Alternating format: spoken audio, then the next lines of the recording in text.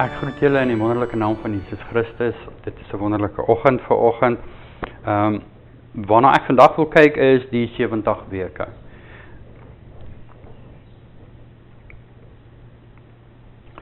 Die Here sê vir Israel, julle is die lig van die wêreld. Ek het julle 'n lamp gemaak wat jy bo op 'n berg moet sit en skyn vir die wêreld.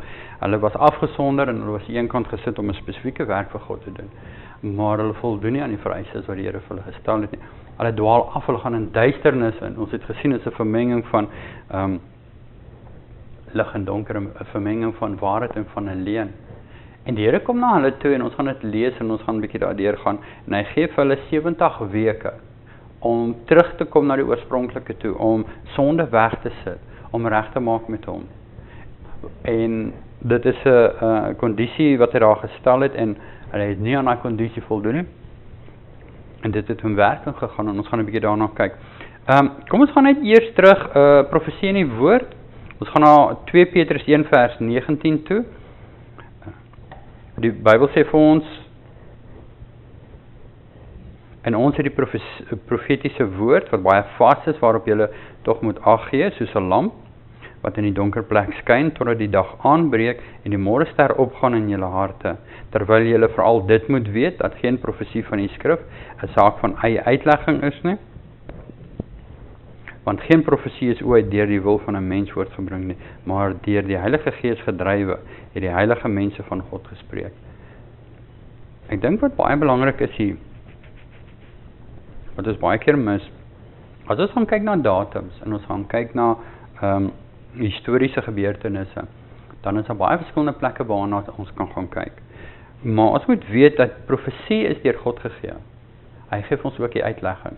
Wat baie nou gebeur is in Adventiste kring dit baie. Ons gaan na allerlei verskillende mense toe en ons gaan soek na datums en sê ja maar, dit is wat hierdie persoon sê, dit is wat hierdie geskiedkundige persoon sê en ons verander datums. Hierdie datums en hierdie gebeurtenisse is profesie wat gebeur het deur die Heilige Gees wat met God se profete gewerk het. En as ons die spesifieke vervullings daarvan gaan soek in geskiedenis, moet ons baie seker maak ons kry by die regte bronne. Die Gees van profesie, die Bybel is ons beste bronne daarvan. En as daar 'n teenstelling is, dan aanvaar ons die woord, die Gees van profesie bo enigiemand anders, want dit is wat vir ons gegee is daar. 1 Korintiërs 10 vers 11.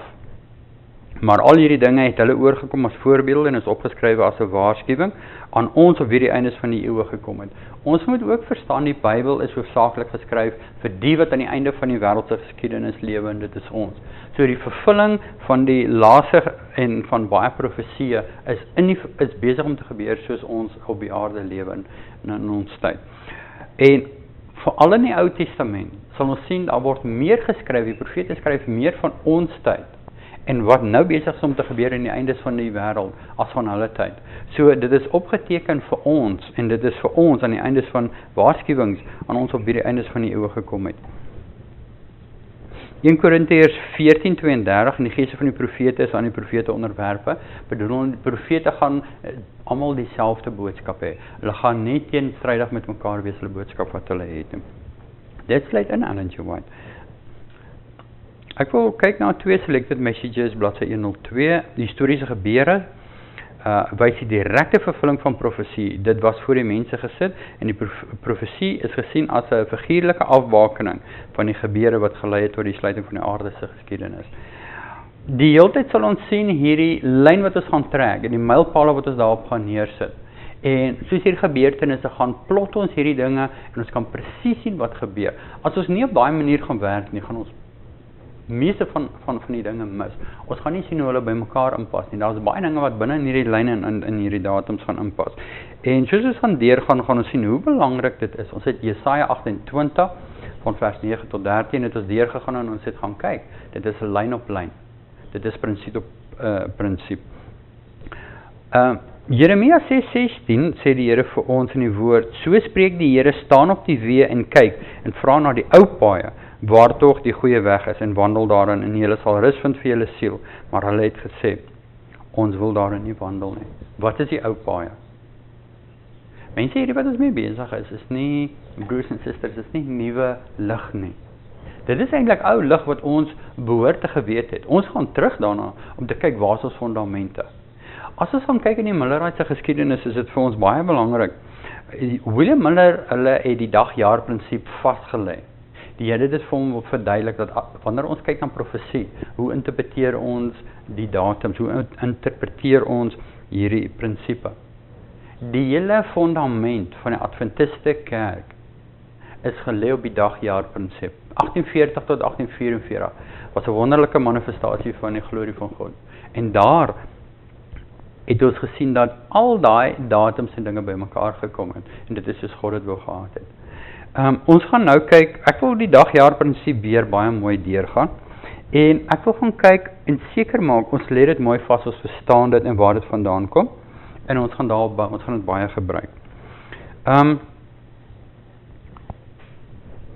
Kom ons gaan na Numeri 14:34 toe. En ons gaan kyk 'n bietjie na hierdie dag-jaar prinsip. Nou, soos julle onthou, in Israel voordat hulle oorgegaan het aan die land Kanaan toe, het hulle verkenners in die land ingestuur. Dit was 12 verkenners. Julle ken die storie. En hulle was 40 dae was hulle om die land te verken. En die gevolg daarvan is, en ek lees Numeri 14 vers 34, volgens die getal dae dat julle in die land verken het, 40 dae, vir elke dag 1 jaar, moet julle ongeregtighede dra, 40 jaar lank, en my teestand gewaar word. Vir 1 dag lê die Here hulle 1 jaar op. Kom ons gaan na Esegiel toe, 4 vers 6. En as jy met hierdie dag klaar is, moet jy vir die tweede keer op jou regterkant gaan lê en die ongeregtigheid van die huis van Juda dra. 40 dae lank, vir elke jaar lê ek jou 1 dag op. So, daar's 'n dag-jaar beginsel wat die Here gebruik. Dit is wanneer ons na profesie kyk.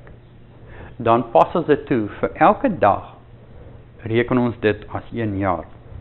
Kom ons kyk, het Jesus hierdie beginsel gebruik. Ons gaan na Lukas 13 en ek wil lees vanaf vers 31 tot 33. Jesus self sê, en op dieselfde dag het sommige van die fariseërs na hom gekom vir hom gesê, gaan weg en vertrek hier vandaan, want Herodes wil u om die lewe bring. Dit is Jesus se antwoord daarop. En hy het vir hulle gesê, gaan vertel daar die jakkals, kyk, ek dryf duiwels uit en maak gesond, vandag en môre, en op die 3de dag is ek klaar. Hierso het Jesus profeties gepraat van sy bediening van 3,5 jaar. Kom ons vat en ons lees vers 33, maar ek moet vandag en môre en die volgende dag verder gaan, want dit kan nie gebeur dat 'n profeet buitekant Jerusalem omkom nie. Hier is Jesus besig om te profeteer oor sy dood. Hy word gewaarsku dat Herodes hom wil doodmaak. Hy sê hy maak gesond vandag en môre en op die 3de dag is hy klaar. Wat hy bedoel is 3,5 jaar wat hy besig is met sy bediening, en hy vat die dag-jaar beginsel en hy gebruik dit ook so. Kom ons gaan kyk, en ek wil 'n bietjie kyk na die jaar, die profetiese jaar. Ons sê hy is 360 dae. Ons moet net vanaf kyk, ons het verskillende kalenders. Ons het die Bybelse kalender, of soos ons sê die profetiese kalender, en dis wat ek vandag met julle wil deurgaan, maar ons het ook 'n Joodse kalender.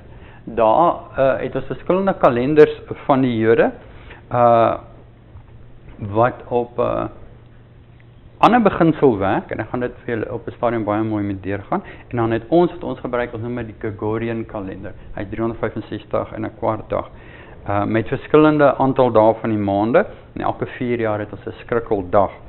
Dit is die 29ste November, dit ken ons. Maar wat ek nou mee besig is, en moenie verwar raak daarmee nie, hierdie is 'n profetiese kalender. Dit gebruik ons wanneer ons met profesie werk, en as die Here hierdie tye vir ons uiteensit in die Bybel, is dit wat ons gebruik. Ons gaan sien, ons kan hierdie weer terugwerk na ander kalenders toe, maar ons gaan baie mooi versigtig moet kyk hoe ons dit doen en dit reg toepas. Kom ons gaan na Openbaring 11 vers 2 en 3 toe. Dan bevestig ons die 360 dag. Ons gaan ook na Daniël kyk. Maar kom ons gaan eers Openbaring 11 vers 2 en 3. Maar die voorhof buitekant die tempel moet julle uitlaat en dit nie meet nie, want dit is aan die heidene gegee. En hulle sal die heilige stad 42 maande lank vertrap. En ek sal aan my 2 getuies gee dat hulle met sakke bekleed 1000 260 dae lank profeteer. Kom ons gaan, daar word 'n vergelyking gemaak van die 42 maande en dit is dieselfde tydperk as 1260 dae lank. Kom ons gaan na, ek gaan dit nou mooi op die bord vir julle verduidelik. Kom ons gaan na Openbaring 12 vers 6 toe. As ons kyk na Openbaring 12 vers 6 en Openbaring 12 vers 14, is dit dieselfde vers wat herhaal word, maar ons sal sien dat die tyd waarvan die gepraat word verskillend is, maar die storie is dieselfde. Vers 6, en die vrou het na die woestyn gevlug waar sy 'n plek het wat deur God gereed gemaak is, dat hulle haar daar sou onderhou 1260 dae lank. Vers 14, maar die 2 vlerke van die groot arend is aan die vrou gegee, sodat sy na die woestyn na 'n plek kon vlieg, waar sy uit die bek van die slang onderhou word, 'n tyd, tye en 'n halwe tyd. Hier sien ons weer die vergelyking dat ons kan ook 1260 dae, dieselfde daarvan is tyd, tye en 'n halwe tyd. So nou sien ons dat dit ook dieselfde is aan 42 maande. Okay. En dan Openbaring 13 vers 5, sien ons net weer in die mond, selfde storie, en dan bevestig dit net weer 42 maande, en die mond is aan hom gegee, wat groot woorde en God lasterend uitspreek, en aan hom is mag gegee om dit 42 maande lank te doen. Ons gaan na Daniël toe, ons kyk na Daniël, ons is nog steeds besig met die 1260 dae, en ons kry in Daniël 7 vers 25. En hy sal woorde spreek teen die Allerhoogste en die heiliges van die Allerhoogste mishandel, en hy sal probeer om tye en wette verander, en hulle sal hom in die hande oorgegee word gedurende 'n tyd, tye en 'n halwe tyd. En dan Daniël 12 vers 7, toe hoor ek die man met linne geklee, wat bo oor die water van die rivier was, en hy het sy regterhand en sy linkerhand na die hemel opgehef en gesweer by die ewige lewende, tyd, tye en 'n halwe tyd. En as hulle die mag van die heilige volk geheel verstrooi het, sal hulle hierdie dinge vervul word. Ons sien dat wat die Here doen hierso is, hy gee ons verskillende maniere om dieselfde tyd neer te sit. Okay. Kom ons gaan na Genesis toe. Gebaseer op die boek Genesis, die kalender in die tyd van Noag het bestaan uit 12 maande van 30 dae elke, gaan dit vir julle wys. In die begin van die vloed het die waters opgekom op die 17de dag van die maand. 5 maande later, op die 17de dag van die maand, het die boek Genesis geopenbaar dat 150 dae verby gegaan het.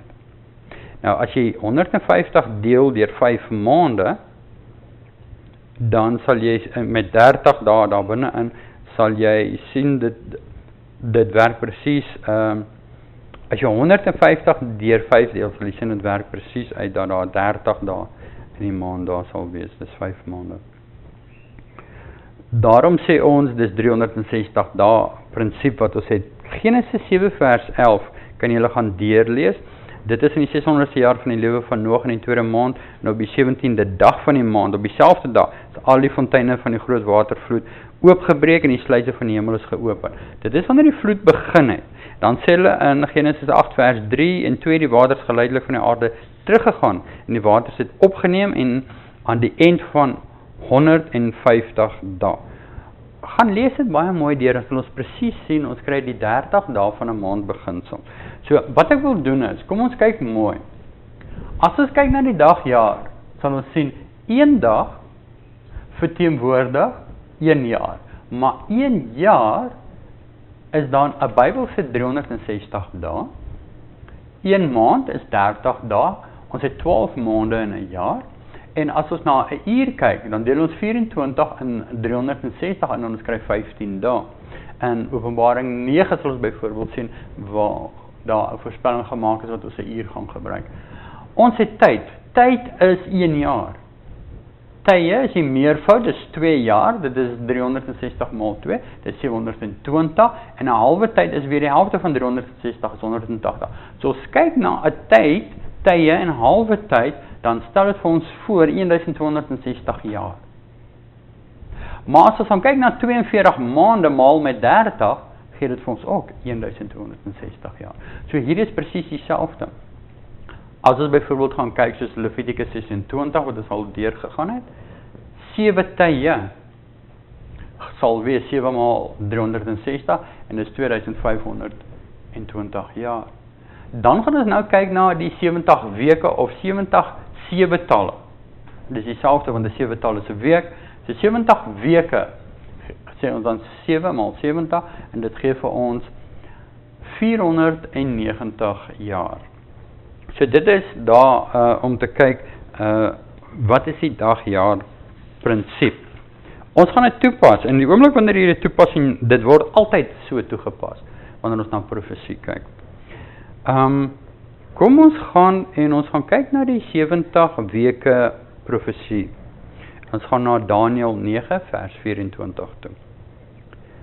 Die Here gee hierdie visie aan Daniël en hy skryf vir ons: 70 7-talle is oor jou volk en oor jou heilige stad bepaal, om die goddeloosheid te volëindig en om die maat van die sonde vol te maak en om die ongeregtigheid te versoen en om ewige geregtigheid aan te bring en om gesig en profete beseël en om van hoogheilig is te salf.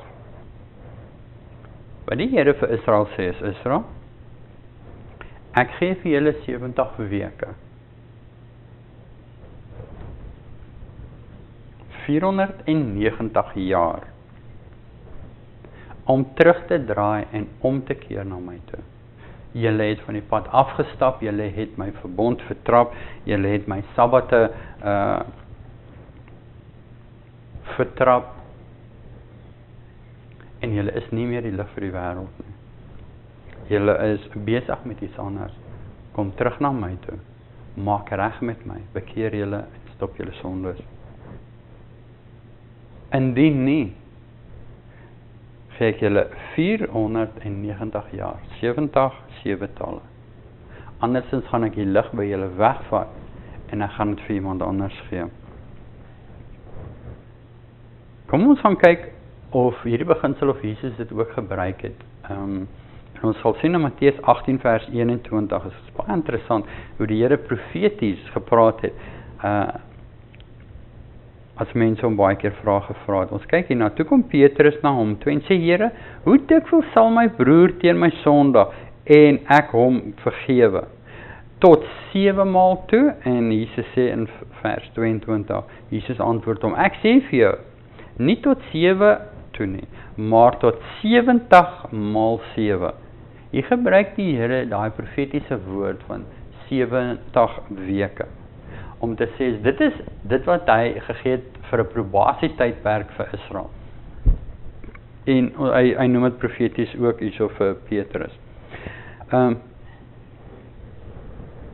So wat ons het is, kom ons gaan verder deur. Daniël 9 vers 25.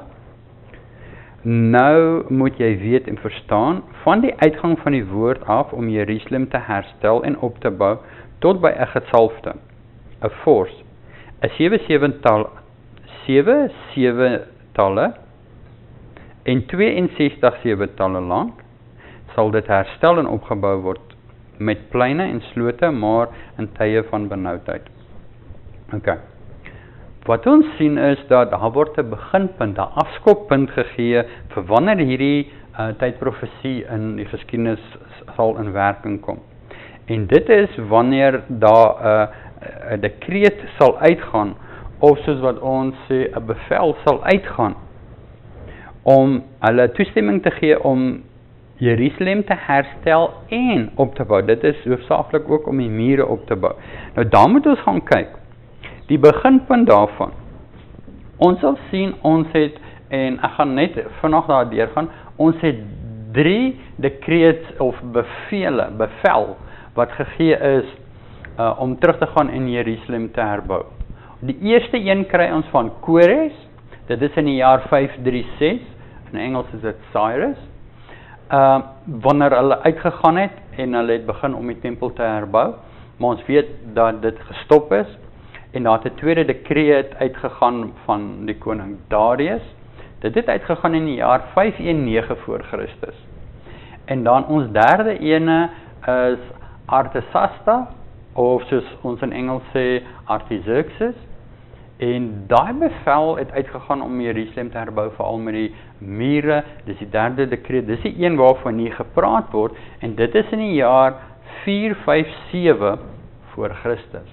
Wat interessant is ons moet gaan kyk en ons weet dat daai dekreet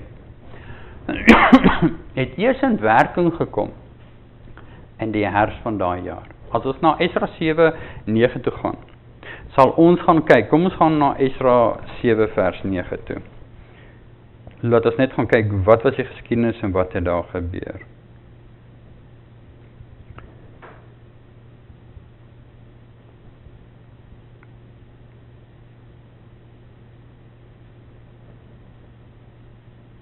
Daar is Esra, vir 'n oomblik het ek nou iets anders gekyk. Esra 7 vers 9, kom ons gaan kyk net daar. So dis belangrik, want Esra sit met die dekreet in sy hande. En hy verlaat Babylon, hy kom by Jerusalem. Ek gaan nie die geskiedenis deurgaan van wat alles gebeur het nie, maar eers 'n tyd daarna kom die dekreet in werking. Maar wat vir ons baie belangrik is dit. Esra 7 vers 9. Op die eerste dag van die eerste maand het hy uit Babylon uitgekom. En op die 5de dag, die eerste dag van die 5de maand, het hy in Jerusalem aangekom. En dan sal ons later sien, die dekreet wanneer hy begin het met die werk en wat hy gedoen het dit in werking gekom. En ons gaan kyk en ons gaan sien, as jy 'n studie doen, dat daai dekreet is in werking gewees die 10de dag van die 7de maand. Gebruik ons hom as die dekreet wat aangekom het daar. Okay. 'n ander beginsel wat vir my belangrikheid is, die volheid van die jaar. Kom ons kyk hierso. Die dekreet gaan uit in die jaar 457. Esra verlaat Babylon. Kyk mooi. As ons dit kyk, van lente tot lente, dit is die jaar, dit is die eerste dag van die eerste maand, tot die laaste dag van die laaste maand, dit is 'n vol jaar.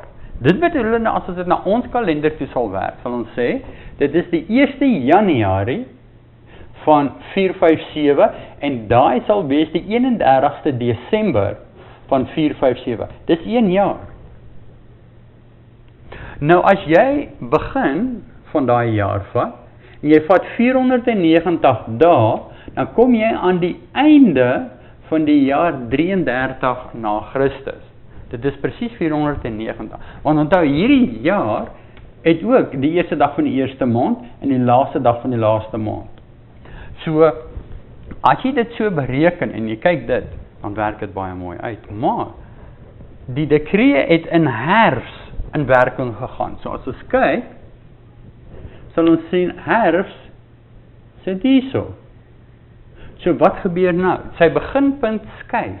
So wat ons doen is, ons skuif die hele beginpunt en ons sê van hier af begin ons, dan van hier af skuif hy aan hiernatoe.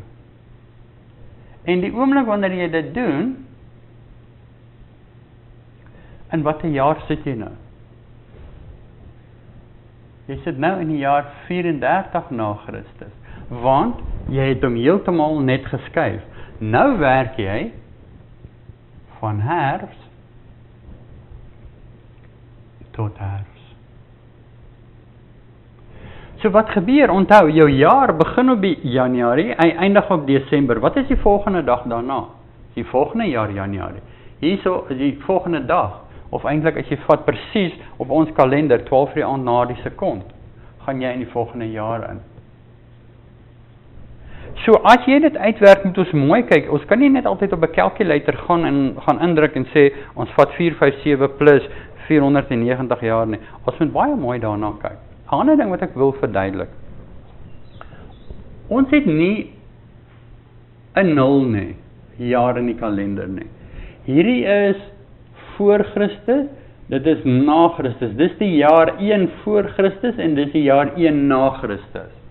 'n Ander manier om hierdie kalkulasie te doen is om te sê is, van hier af tot hierso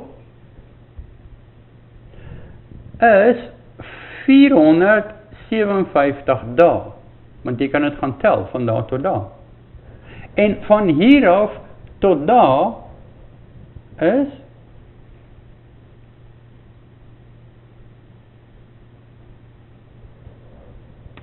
33 dae.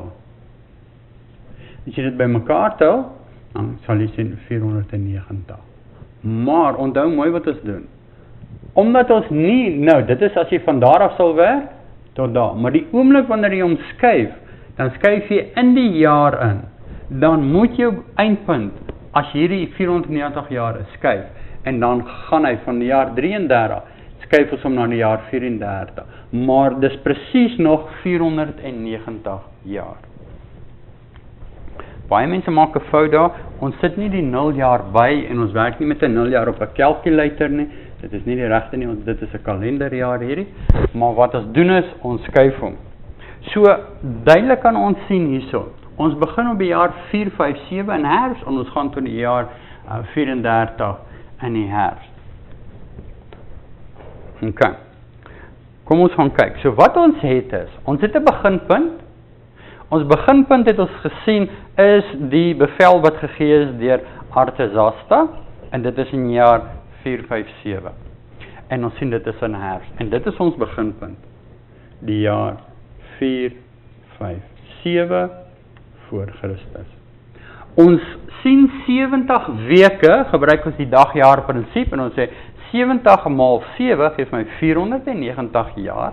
Ons stel dit daarby, ons verstaan dat hy geskuif het, omdat dit nie die eerste dag was nie, en dit is die volheid van die jaar, en hy is dan in die jaar 34 na Christus.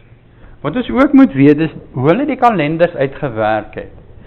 Die jaar, wanneer Christus gebore is, sal ons sien, ek dink, ek kan onder korreksie wees, is die jaar 4 voor Christus wat hy gebore is. Hulle het hom nie presies op sy geboorte gevat nie.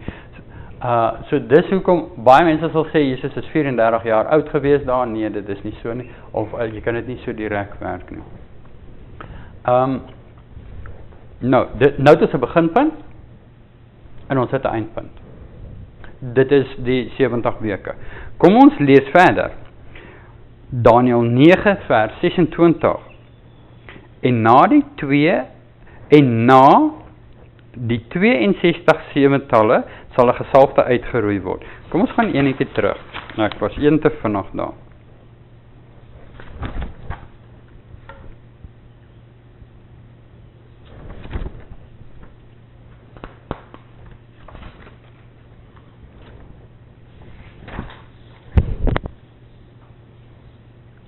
Daniël 9:25, ekskuus. Nou moet jy weet te verstaan dat die uitgang van die woord af om Jerusalem te herstel en op te bou tot 'n gesalfde is 77 is 7 seventalle. Okay, so heel eerste sê is 7 seventalle en 62 seventalle lank. So die eerste ene gee vir ons 'n 7 weke, of 7 talle is 'n week, so 7 weke en 62 weke.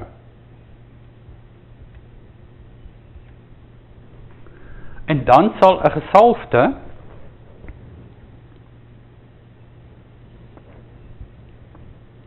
opbou tot by 'n gesalfde. Nou, dit is wanneer Jesus gesalf is, dit bedoelende, dit is sy doop. Ok. Nou, tel saam met my. Ons het 70 weke in totaal. As ek 62 plus 7 vat, dan het ek altesaam 69 weke. Om 70 weke te maak, hoeveel het ons oor? 1 week. So hierdie is die laaste week. So dit is 1 week wat ons oor het. Ok. Kom ons kyk na daai week. Want nou sit ons met 1 week oor. Okay? Nou Daniël 9:26 en na die 62 talle sal 'n gesalfde uitgeroei word. Maar sonder iets vir hom. Okay, so na hierdie ding gaan my gesalfde uitgeroei word. Dit is die kruisiging, die dood van Christus, wat hulle daar sê. En die volk van 'n vors wat sal kom, sal die stad en die heiligdom verwoes, maar sy einde sal met 'n oorstroming wees, en tot die einde toe sal dit oorlog wees, vasbeslote verwoestings. Okay. Vers 27, en hy sal 1 week lank, ons het dit nou reeds daar vasgestel, met 'n baie sterk verbond sluit. So, dit is belangrik dat ons sal weet, is hierdie week is ook die verbondsweek.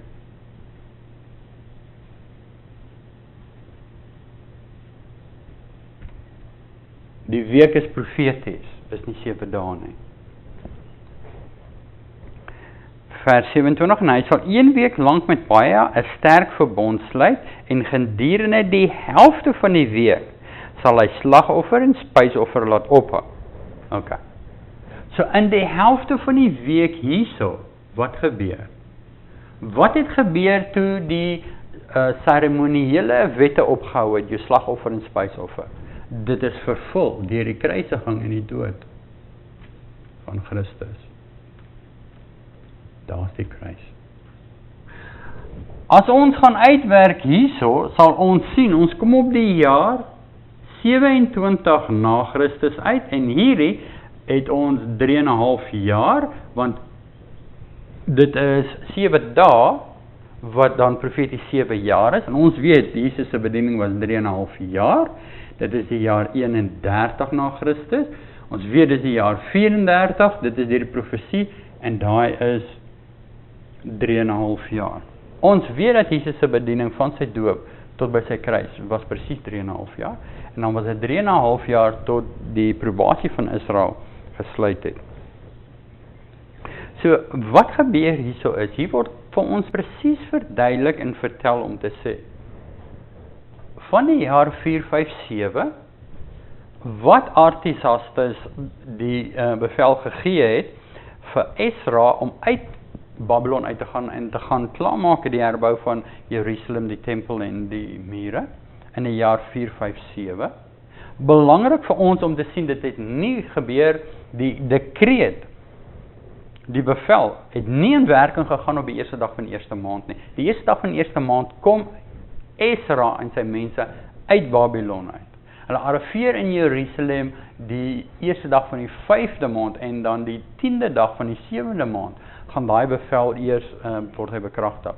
So, wat ons sien is, daarom werk ons nie van daar af tot hier nie, anders sou ons by die jaar 33 uitgekom het, ons skuif hom, omdat hy hierso eers, nie in die lengte nie, maar in die herfs ingegaan het. The fullness of the year, die volheid van die jaar. En omdat ons hom skuif, outomaties beweeg ons oor, en ons gaan dan in die jaar 34 aan. Dis hoekom jy kan dit gaan tel, van hier af tot hierso is 490 jaar. Ons sien ook, die Bybel sê, na 7 weke en 62 weke is dit 'n gesalfde. En dit is waar Jesus gedoop word, in die jaar 27 na Christus. Dis 69 weke altesaam. Ons het 1 week wat dan oor is profeties, wat 7 jaar is.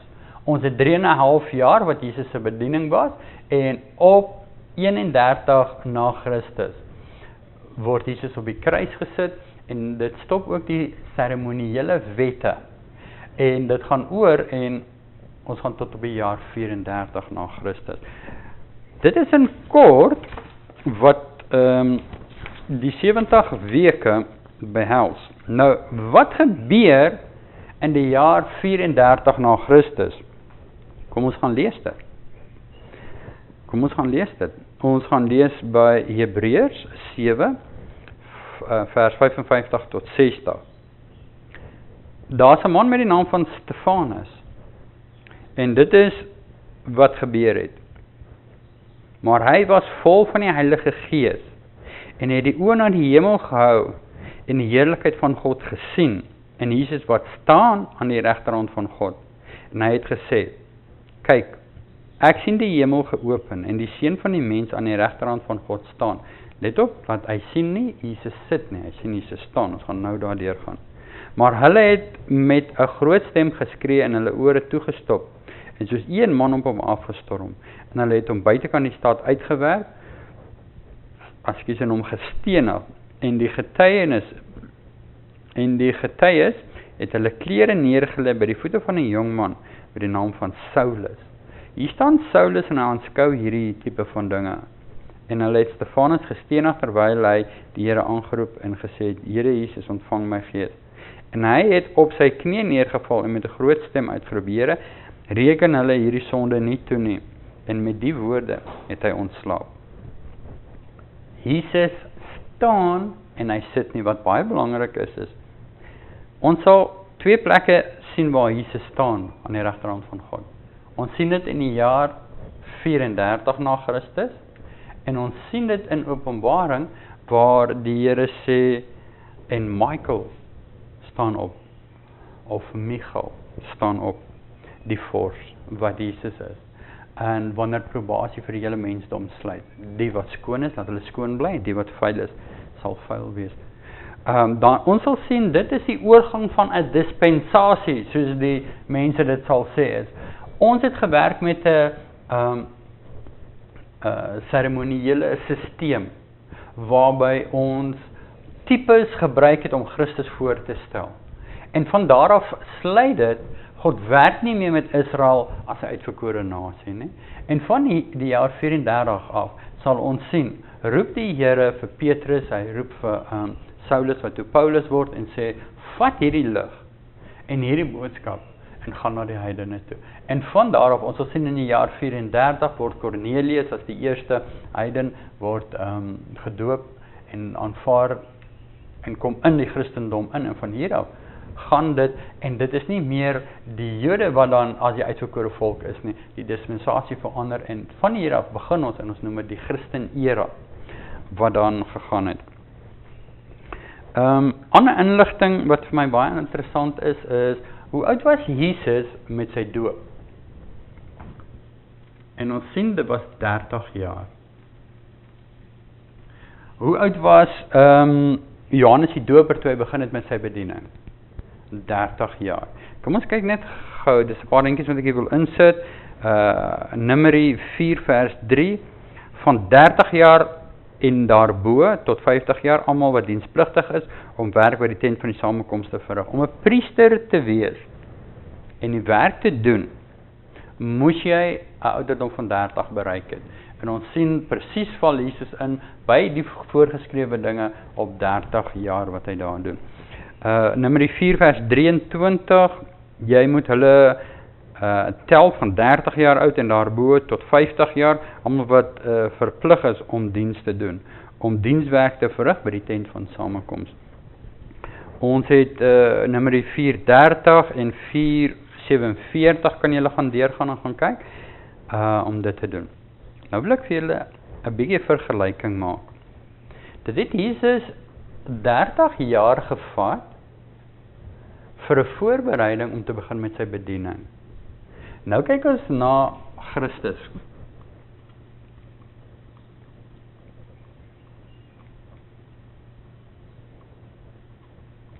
In Engels praat hulle van 'n antichrist of 'n antichrist.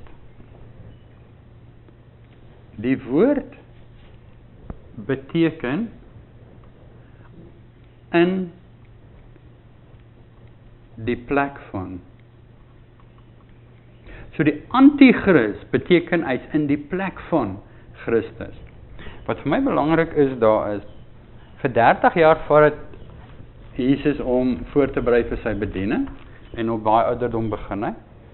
Dan kyk ons na die pausdom. Dit van die pausdom 30 jaar. Van die jaar 508 tot 538. Om dit te oorkom wat hy moet, om in bewind in te kom. En daar staan die pausdom in die wêreld, en hy stel homself voor as Christus. Iets wat baie interessant is. Hoeveel dae is 3,5 jaar? 1260.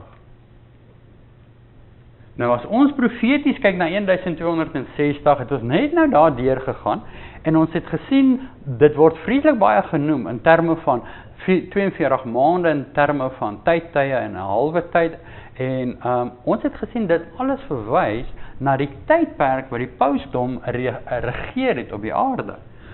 Die tyd wat Jesus in sy bediening was, is 1260 dae. Die tyd wat die pausdom in beheer was 1260 jaar. Dit was van die jaar 538, 1260 jaar daarna tot 1798. Wat baie interessant is, Jesus het 'n dodelike wond opgedoen en hy is uit die dood uit opgewek. Wat het gebeur na 1260 jaar met die pausdom? As ons daaroor lees, sien ons hy het ook 'n dodelike wond opgedoen. En die Bybel sê vir ons, daai wond sal genees. So, wat ons sien is, Satan maak alles na wat God doen. So, dit is vir ons belangrik as ons na hierdie datums en hierdie tye en die profeties gaan kyk, dat dit ooreenstemming is met wat Satan mee besig is, en wat hy daarmee doen. Hoeveel tyd het ek oor?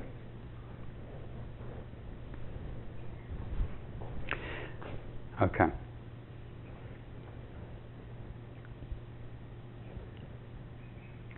Die hele Millerite beweging was gebaseer op tyd. Tydprofesie was wat gelei het tot 22 Oktober 1844. Ons gaan deur daai tye gaan en ons sal moet gaan sien.